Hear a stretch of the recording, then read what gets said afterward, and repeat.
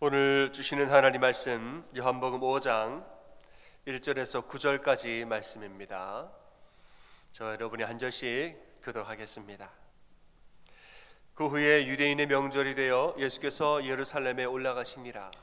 예루살렘에 있는 양문 곁에 히브리 말로 베데스다라 하는 못이 있는데 거기 행각 5이 있고 그 안에 많은 병자, 맹인, 다리 저는 사람, 혈기 많은 사람들이 누워 물의 움직임을 기다리니 이는 천사가 가끔 못에 내려와 물을 움직이게 하였는데 움직인 후에 먼저 들어가는 자는 어떤 병에 걸렸든지 낫게 되밀어라.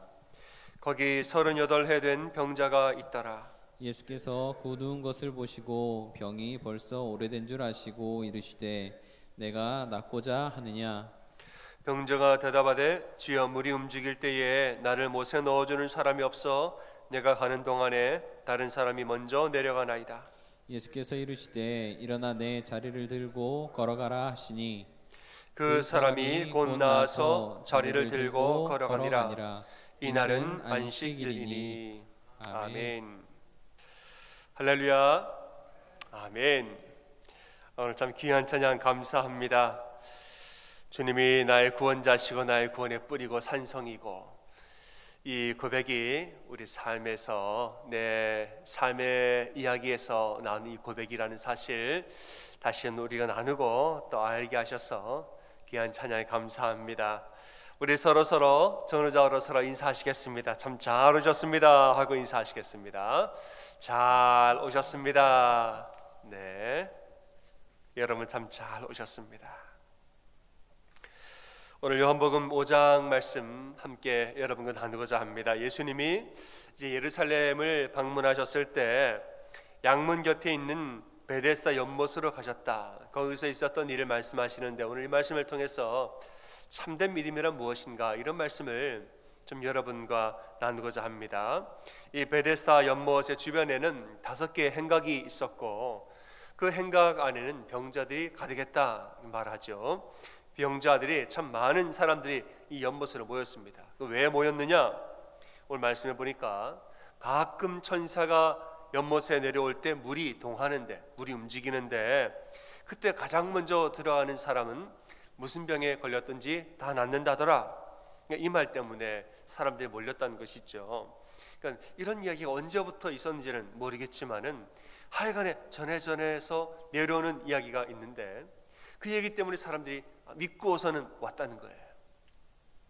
근데 여러분 아시겠지만은 천사가 연못에 내려와서 물이 동할 때 가장 먼저 들어가면 무슨 병이든 낫는다. 이것은 미신과 같은 이야기죠. 미신과 같은 것이 아니라 이것은 미신입니다.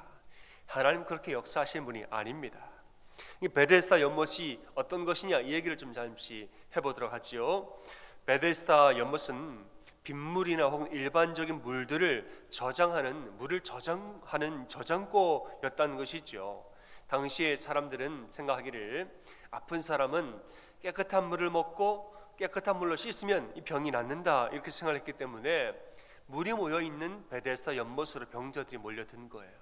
깨끗한 물을 먹고 깨끗한 물로 씻으려고 그래서 이 물 저장고 연못으로 몰려온 거죠. 천사가 내려와서 물이 동한다, 이 말은 무슨 말이냐? 베데스다 연못은 2개의 연못으로 이루어져 있습니다. 윗못과 아랫못이 있어요. 물 저장고가 2개가 있는 거지요. 그래서 한쪽에 물이 차면 수문을 엽니다. 수문을 열어서 물을 반대편 못으로 또 내보냅니다. 또 반대가 차면 또 문을 열어서 한쪽으로 또 내보내고, 이럴 때 수문을 열어서 물을 이렇게 내보내면 그때 물이 움직이고 흘러가게 됐죠. 물이 흘러가 새로운 물이 이쪽에 쭉 들어오니까 물이 동하는 것처럼 보이는 거예요. 이걸 일컬어서 천사가 내려와서 물이 동한다, 이렇게 말하는 거예요. 여기에 플러스 뭐가 되느냐? 1등을 좋아하고 1등을 사랑하는 세상적인 인간적인 세계관, 이것이 거기 더해지니까 뭐가 되느냐? 물이 동할 때 1등으로 들어가는 사람은 무슨 병에 걸렸든지 낫는다, 이렇게 말이 만들어진 거죠. 그러니까 이것은 사실이 아니라 사람들이 지어내고 만들어진 여러 가지 복잡한 세계관과 과학에 대한 오해가 빚어낸 사람들이 만들어낸 허구요 미신이라는 말이죠. 이 베데스다 연못이 어디에 있느냐? 양문 곁에 있다라고 말하는데, 양문은 뭐냐? 예루살렘 성전 바로 앞에 있는 문입니다. 그러니까 베데스다 연못은 위치상으로는 예루살렘 성전 바로 옆에 있는 곳이었단 말이죠. 그러니까는 이 하나님을 예배하는 성전 바로 옆에서, 하나님을 예배하고 하나님을 찬양하는 이 성전 바로 옆에서 미신을 믿는 사람들이 모여 있었던 것이에요. 성전은 하나님을 예배하고 하나님께 기도하는 것인데, 그 바로 옆에 있는, 정말 바로 옆에 있는 연못에서는 많은 사람들이 자기들끼리 지어낸 허망한 이 미신을 믿으면서 이 미신을 쫓아서 살았단 말이죠. 예수님 거기에서 병자를 고치셨다라는 말은 미신을 쫓고 있는 사람들에게 참된 진리가 무엇인지를 선포하고 보여주신 것이에요. 내가 길이요 진리요 생명이니 나로 말미암지 않고는 아무것도 하나님께로 갈 자가 없느니라. 예수님은 그렇게 본인만이 진리라고, 참된 진리라고 선포하고 알려주신 것입니다. 그래서 오늘 미신에 대한 이야기를 할 텐데, 여러분 미신이라는 건 뭐냐? 사람들이 자기 욕심을 따라서 지어낸 허상입니다. 그건 허상이란 말이에요. 말하자면 사람 마음속에 이랬으면 좋겠다 그런 마음이 있죠. 이랬으면 참 좋겠다 하는 인간의 소원을 따라서 만들어낸 이야기요, 지어낸 허구입니다. 그래서 미신의 근본적인 이 저변에는 이 근본적인 개인적인 마음이 있어요. 이 미신을 따르는 사람은 지극히 인간적으로 변하고 지극히 개인적으로 변할 수밖에 없는 것입니다. 이 미신이 도처에 퍼지면 어떤 일이 일어나는가? 이 도처에 퍼지면 그 사회는 지극히 인간적인 사회로 변하게 되고 그 사회는 무너지게 되어 있는 것이에요. 일례를 들어보지요. 우리나라 조선 선교 초기에 선교사님들이 우리나라에 와서 열심히 노력했던 일 중에 하나가 이 미신을 쫓아내는 일이었습니다. 왜냐하면 미신이 온 나라에, 당시에 전국 방방곳곳에 미신이 만연한 당시였기 때문에 이걸 쫓아내야 나라가 산다. 열심히 미신을 쫓아내는 일을 했다는 말이죠. 당시에 위생 환경이 별로 안 좋으니까 몸이 아픈 사람이 많았습니다. 근데 사람들은 누가 몸이 아프면 귀신이 들려서 몸이 아프다고 말한 거예요. 귀신이 들려서 아픈 거니까 무당을 불러서 구슬해야 된다. 구슬을 그렇게 했다는 거지요. 전국 방방 곳곳에서 구슬 얼마나 많이 했는지 이 천문학적인 비용이 굿하는데 무당한테 다 들어갔다는 거예요. 한국교회사를 집필한 민경배 박사에 의하면은 선교사들은 조정의 문건을 연구를 하면서 한 해에 도대체 굿하는데 얼마나 돈이 들어가는지 비용을 산출해 봤다는 거예요. 1898년 한 해 동안에 무당과 굿하는 데 들어간 비용이 그 당시 비용으로 1200만 달러가 들어갔다 이렇게 말합니다. 1200만 달러 요즘도 큰 돈이지만 그 당시에 이 정도면은 어마어마한 돈이죠. 당시에 우리나라의 한 해 예산이, 우리나라 정부의 한 해 예산이 450만 달러 정도였다. 그러니까는 이 나라 재정에, 나라 한 해 예산에 약 3배 가까이에 이르는 돈이 무당과 굿하는 데 다 들어갔다는 거예요. 그러니까 나라가 제대로 돌아갈 리가 없습니다. 사람들이 다 그 귀한 돈을 엉뚱한 데 쓰고 허망한 데다 그냥 쏟아부으면서 삶이 피폐해지고 사람의 마음은 또 이기적이 인간적으로 변해간 거예요. 그래서 오늘 이 베데스다 연못에 있었던 이 미신에 대한 이야기, 이 믿음을 바라보면서 참된 믿음이 무엇인가 우리 좀 생각해 볼 필요가 있습니다. 베데스다 연못의 사람들을 가만히 생각을 해보면은 이 사람들이 하나님을 몰랐을 리가 없는 거지요. 성전 바로 옆에 모여 있는 사람들, 하나님을 몰랐을 리가 없고 하나님을 예배하지 않는 사람일 리가 없는 것이에요. 그들도 성전을 아는 사람이요, 하나님을 예배하는 사람이 분명합니다. 문제는 뭐냐? 하나님을 예배하긴 예배하지만은 하나님과 미신을 왔다 갔다 하면서 동시에 섬기는 사람들이었다는 거예요. 한쪽으로는 예루살렘 성전을 두고 또 한쪽에는 베데스다 연못을 두고 필요할 때는 하나님 예배하러 갔다가 또 필요 없는 베데스다 연못으로 가는 거예요. 자기의 필요를 따라서 양쪽을 왔다 갔다 하면서 섬기는 그런 신앙생활을 했다는 것입니다. 북이스라엘이 하나님과 우상을, 하나님과 바알신을 동시에 섬겼던 것을 우리 잘 알고 있죠. 이 백성들이 하나님과 바알을 왔다 갔다 하니까 엘리야 선지자가 열왕기상 18장 21절에 이렇게 선포를 합니다. 너희가 어느 때까지 둘 사이에서 머뭇머뭇하려느냐? 여호와가 만일 하나님이면 그를 따르고 바알이 하나님이면 그를 따를지니 언제까지 이렇게 둘 사이에서 머뭇머뭇하겠느냐? 선택을 하라 이렇게 말했습니다. 말씀해 보니까 백성들이 한마디도 대답하지 아니하였더라 이렇게 말합니다. 그러니까 답답할 노릇이죠. 너희가 생각할 때 여호와가 진짜 하나님 여호와를 따르고 바알이 진짜 하나님 바알을 따라라. 둘 중에 하나를 참신은 한 분인데 한 분만 따를 일이지 왜 여기서 왔다 갔다 기웃기웃거리느냐 얘기했더니 백성들이 아무 말도 안 하고 대답을 한마디도 하지 않았다는 거죠. 이 말이 무슨 말이냐? 계속 그렇게 살고 싶은 거예요. 둘 중에 하나만 선택해라 말했는데 말하지 않았, 대답하지 않았다. 한마디로 말하면 나는 계속 그렇게 살고 싶다는 거예요. 전쟁에 남아 하나님께 기도하고 농사 지을 때는 바알한테 기도하고 침략을 당하면 여호와께 부르짖고 뭔가 좀 돈이 필요하면 바알한테 부르짖고 나는 내 마음대로 필요에 따라서 왔다 갔다 계속 나는 그렇게 살고 싶다는 거예요. 그러니까 사람들 마음에 참된 신이 누구냐? 참된 진리가 무엇이냐? 참된 진리, 참된 하나님에 대한 관심이 없습니다. 무엇에 관심이 있느냐? 그저 내가 잘 먹고 내가 잘 살면 된다는 것이에요. 내가 잘 먹는 것에 관심이 있고 내가 잘 사는 것에 관심이 있어요. 그러니까 진짜 신이 누군지 선택해서 한 분만 따라라 그러고 싶지 않다는 거예요. 신이 많으면 좋지요. 나한테는 많으면 좋아요. 나한테는. 왜냐하면 나한테는 내가 필요하니까. 내가 이렇게 필요할 때 이렇게, 저렇게 필요할 때는 저렇게. 내가 선택해서 신을 섬기고 싶으니까 이런 마음이 그 안에 있는 것이에요. 이러한 심리가 우상을 따르는 자들의 심리, 그 마음이라는 것이에요. 이재철 목사님은 미신과 바른 신앙의 차이점에 대해서 이야기하신 적이 있습니다. 그 책에 보면은 미신은 뭐냐? 미신과 바른 신앙의 차이는 인생이 변화되는가 변화되지 않는가의 유무에 달려있다라고 말합니다. 미신은 이 내가 변화되는 것에 큰 관심이 없습니다. 내가 잘 되는 것에 관심이 있죠. 그러니까 신을 어르고 달래서 내가 원하는 걸 얻어내면 그만이에요. 그게 미신입니다. 신이 뭐라고 말해서 내가 삶을 뭐 거룩해지고 내가 착하게 살고 그게 아니에요.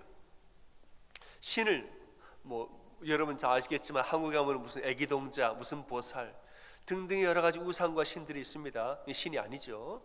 이 우상들이 있는데 그 우상들을 잘 달래는 거예요. 애기동자가 울면은 뭘 갖다가 주고 잘 달래가지고 내가 원하는 거 앞일이 어떻게 될까요? 그거 알아내는 거예요. 내가 뭐 우리 아이들 뭐 대학이 어떻게 되고 이거 얻어내는 거예요. 잘 어르고 달래서 내가 원하는 걸 얻어내는 거, 이게 미신이라는 거예요. 그래서 미신은 사람을 거룩하게 변화시키지 아니하고 우리 안에 있는 욕망을 배가시키는 것이 미신입니다. 인간을 굉장히 이기적으로 만드는 것이 미신이라는 거예요. 베데스다 연못가 이 미신을 섬기는 사람들, 이 장소는 이기심의 전쟁터였다는 것이죠. 왜냐? 전부 다 1등으로 들어가야 되거든요. 무리동하면 내가 먼저 들어가야 되는 거예요. 내가 먼저. 내 병이 나아야 되니까. 내 병이 나으려고 온 거니까. 무리동하면 1등으로 내가 먼저 들어가는 거예요. 이기심의 전쟁터였다는 것이에요. 사람의 욕망을 배가시키는 장소였습니다. 이 사람들은 병고침을 받을 생각, 1등으로 들어가서 내가 병고침을 받을 생각을 하지 믿음을 통해서 내 삶이 변화될 생각을 하지 않는다는 것입니다. 그러니까 이것은 미신의 특징인 것이에요. 이러한 미신이 온도체에 퍼지면 그 사회는 무너집니다. 여러분, 미신이 무엇이냐? 근본적으로 자기중심적입니다. 내 유익을 위해서 뭘 하고 내 유익을 위해서 뭘 하지 않고, 이거예요. 왜 이런 이야기를 하느냐? 하나님을 믿을 때 간혹 미신처럼 하나님을 믿는 경우가 있다는 거예요. 하나님을 참된 진리의 하나님으로 믿지 아니하고 내가 원하는 것을 잘 어르고 달래서 얻어낼 하나님으로 믿는 경우가 있다는 것입니다. 하나님 왜 믿으세요? 나를 위해서 믿는다는 거예요. 나를 위해서. 내가 잘 되려고 하나님 믿고 나를 위해서 하나님 믿는 이 경우가 있습니다. 내가 잘 살고 싶어서 믿고 남들보다 더 잘 되려고 내가 믿는 거고 남들보다 더 빨리 가려고 남들보다 더 높이 가려고 내가 하나님 믿는다. 이것이 하나님을 마치 미신처럼 믿는 경우라는 겁니다. 그 마음속에 하나님 뜻은 없어요. 하나님 뜻은 없고 내 뜻만 그 안에 가득한 것입니다. 여러분, 이런 믿음은 온전한 믿음이라고 할 수가 없지요. 이런 마음으로 하나님께 기도하면 하나님과 온전한 대화를 할 수가 없고, 이러한 마음으로 하나님 말씀을 들으면 말씀을 제대로 이해할 수가 없습니다. 하나님은 진리의 말씀을 선포하는데 내가 지금 나에게 관심이 있거든요. 하나님 말씀을 제대로 이해할 수가 없습니다.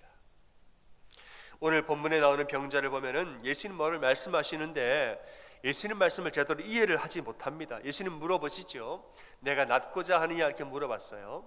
낫고자 하느냐 물어봤더니, 여러분 낫고자 하느냐 물어보면 뭐라고 대답해야 돼요? 네, 낫고 싶어요 이렇게 말해야 되는 거 아니에요?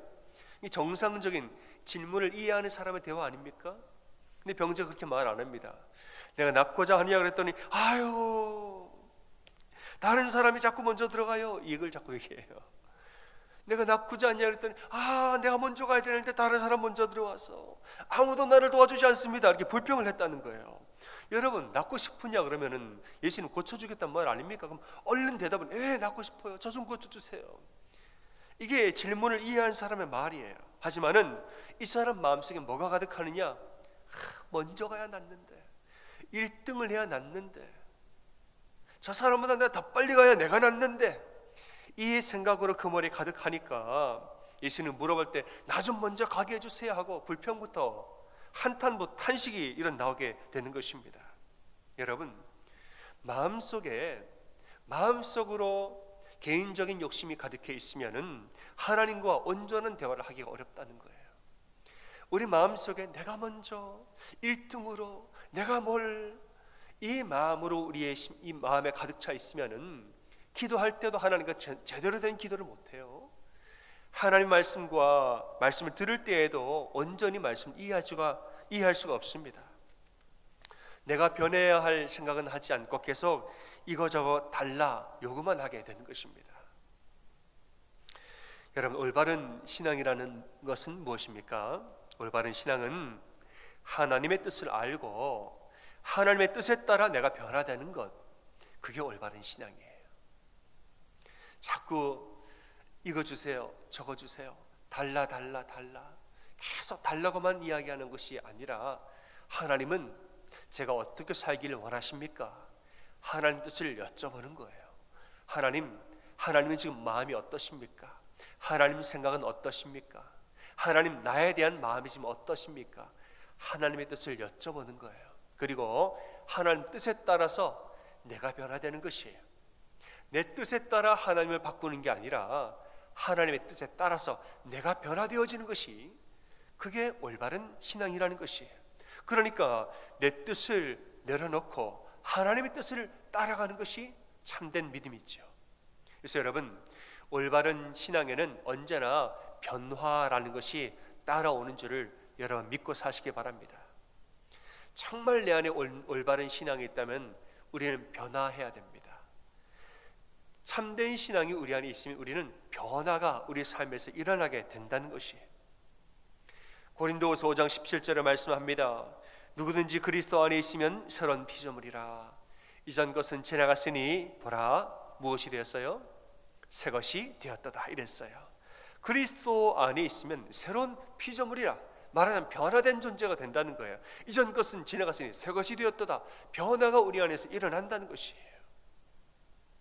세상적으로 바라보면 변화되지 않을 것 같은 사람이 예수님을 믿으면 변화가 된다는 것입니다. 아주 이기적으로 내 생각만 하고 살던 사람이 예수님 믿으면 예수님의 뜻을 알고 사람들을 사랑하면서 변화된 삶을 살게 된다는 것이에요.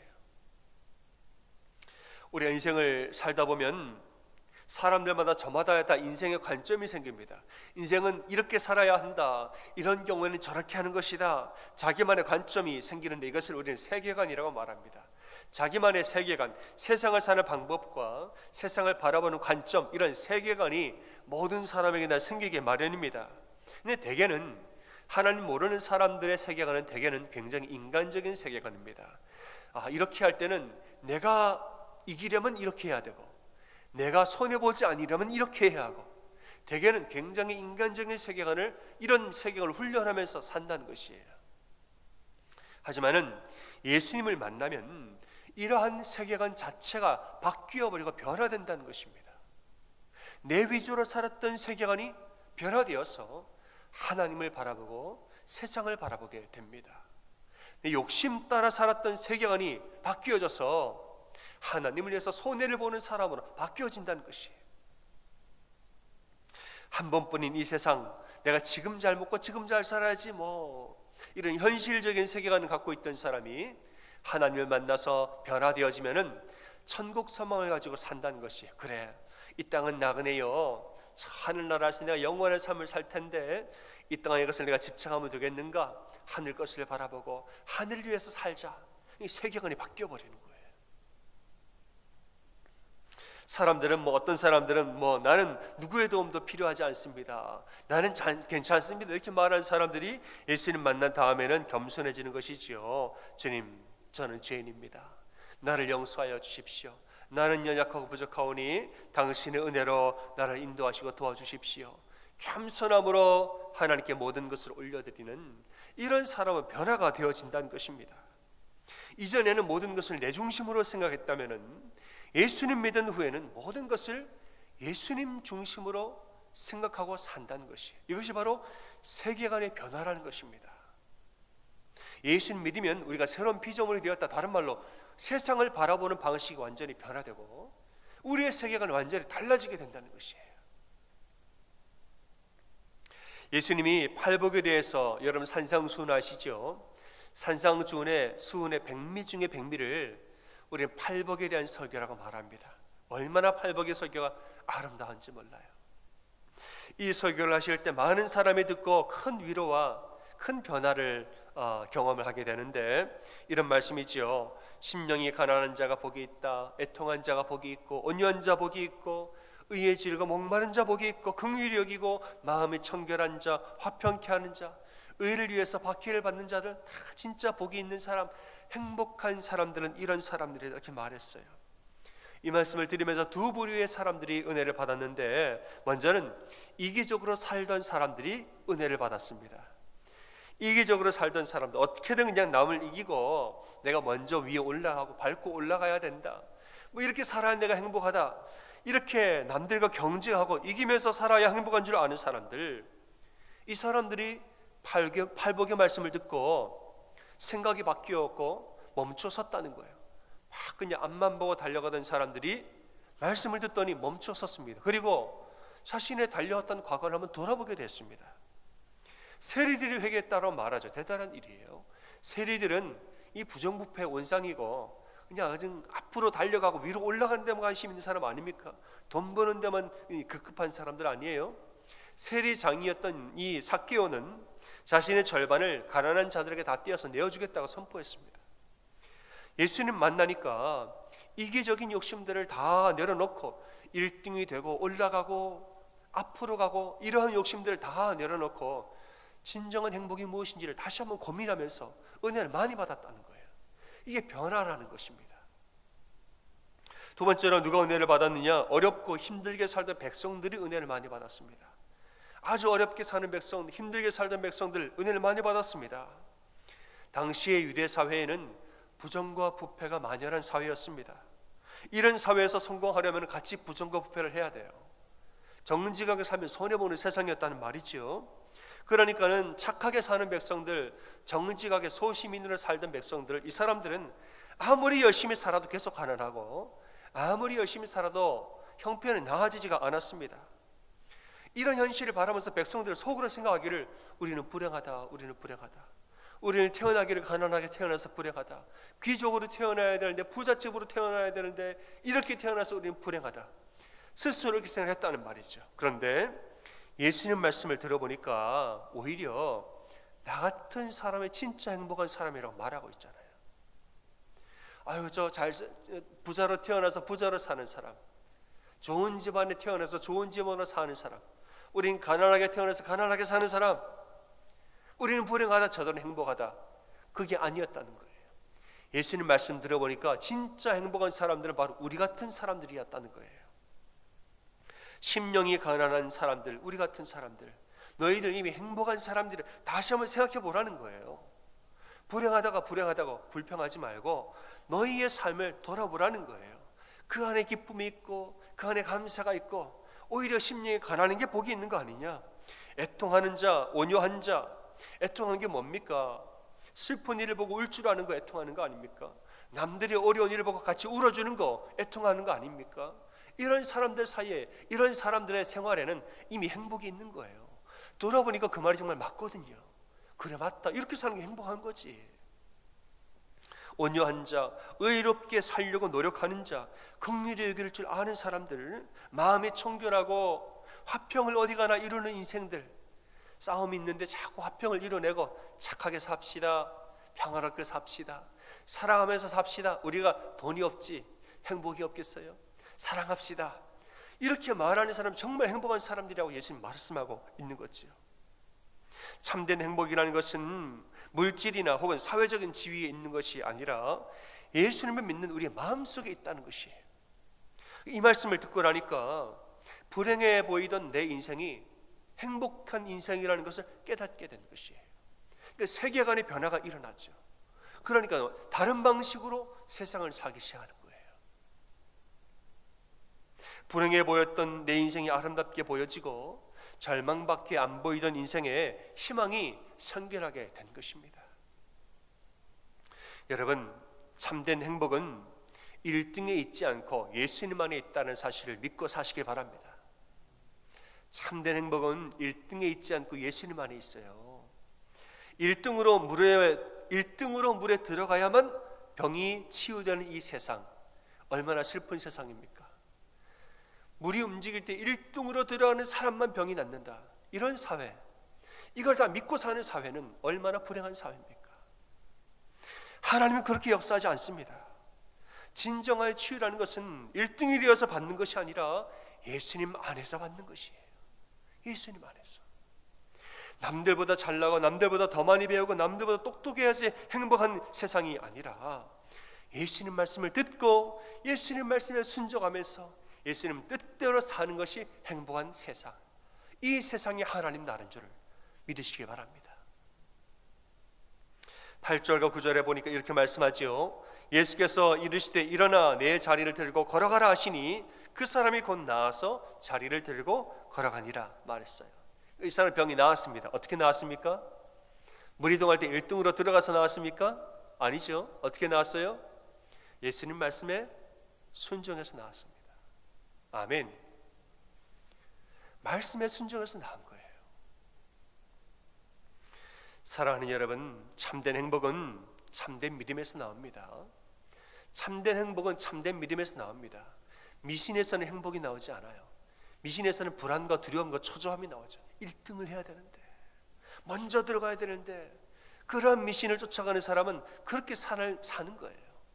참된 행복은 참된 믿음에서 나오는 거예요. 그럼 참된 믿음은 무엇이냐? 내 뜻을 내려놓고 하나님 뜻에 순종하는 것. 내 뜻을 내려놓고 하나님 뜻에 순종하는 것이, 그게 참된 믿음이라는 것이에요. 하나님 뜻대로 내가 변화되어지는 삶을 사는 것이, 거기에 참된 행복이 있다는 것입니다. 물론 사람이 살기 위해서는 필요한 것을 구할 필요가 있죠. 우리가 참 어려울 때에는 하나님 정말 주십시오, 우리가 필요를 기도할 필요가 있습니다. 또 하나님도 우리 모든 인생의 필요를 채워주는 것을 하나님 기뻐하십니다. 너 이거 필요하지?